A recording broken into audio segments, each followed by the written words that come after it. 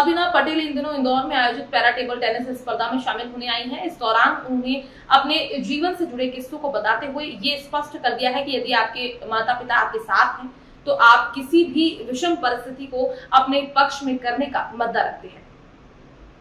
पैदल चलना सीखने की उम्र में यदि ये पता चले कि अब आप जीवन भर चल नहीं पाएंगे तो एक मासूम और उसके माता पिता पर क्या बीतेगी, ये सोच से भी परे है। लेकिन एक समय बाद मनोवैज्ञानिक दृढ़ता और हालातों से निपटने की मंशा कैसे जीवन भर के अंधकार को रोशनी में तब्दील कर सकती है, इसका साक्षात उदाहरण है पैरा टेबल टेनिस की ओलंपियन भाविना पटेल। भाविना पटेल इन दिनों इंदौर में आयोजित पैरा टेबल टेनिस स्पर्धा में शामिल होने आई हैं। हाल ही में सामने आई दो घटनाओं ने समाज को झकझोर कर रख दिया है। जबलपुर में एक बेटी ने अपने पिता और भाई की हत्या की तो कोटा में एक छात्रा ने अपने ही अपहरण की साजिश रचते हुए पूरे 30 लाख की फिरौती मांग ली।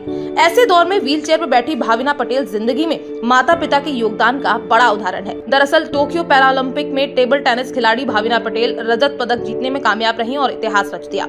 ओलंपिक्स पैरालंपिक्स टेबल टेनिस में वो पदक जीतने वाली पहली भारतीय खिलाड़ी भी बनी है। लेकिन क्या ये सब कुछ उनके लिए इतना आसान था?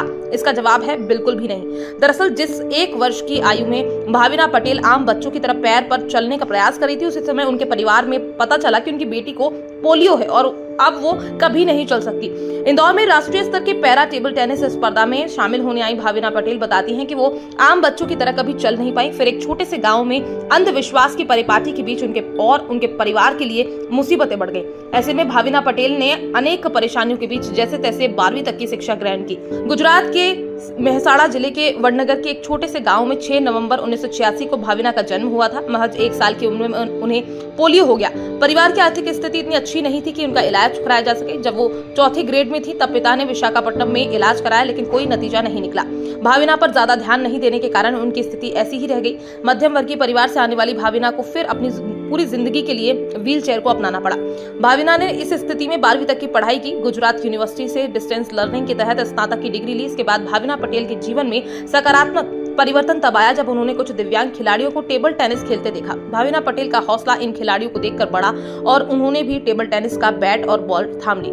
इस दौर में उनके माता पिता ने अपनी बेटी का भरपूर सहयोग किया, जिससे भाविना पटेल के जीवन की मायूसी सुखद ख्याति में तब्दील हो गई। इस खेल में अपनी मेहनत और दृढ़ संकल्प से भाविना पटेल आज पैरा टेबल टेनिस में देश की सबसे जानी मानी खिलाड़ी है। बिल्कुल, ये बताते हुए मुझे बहुत ही अच्छा लग रहा है कि ये मैटर के ऊपर मैं बात करना चाहती हूँ कि आज क्या है ना कि लोग शॉर्ट टेम्पर हो गए हैं। जो अभी की जनरेशन जो आ रही है ना, वो ज़्यादा सोचती नहीं है, बस एक्शन ले लेती है। तो उन लोगों के लिए मैं खास मैसेज भी देना चाहती हूँ कि आपके अंदर भी टैलेंट है, काबिलियत है, आप उसको देखिए।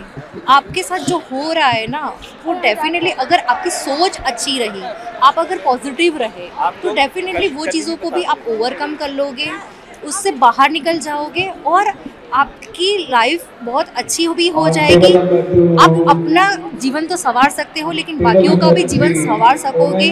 और खास करके पेरेंट्स के लिए भी मैं बोलना चाहूँगी कि हर एक के पेरेंट्स अच्छे ही होते हैं। किसी के भी पेरेंट्स ऐसे नहीं होते कि अपने बच्चों का कभी कुछ चीज़ें हर्ट हो या कुछ खराब हो, ऐसा कभी भी चाहेंगे। तो मतलब उनको भी, पेरेंट्स को भी प्यार की ज़रूरत होती है। आप अपने पेरेंट्स से ऑनेस्ट रहिए, उनको एक एज अ फ्रेंड समझिए और उनसे सारी बातें शेयर कीजिए, ताकि वो आप पे भी कोई दिक्कत कभी भी आने नहीं देंगे।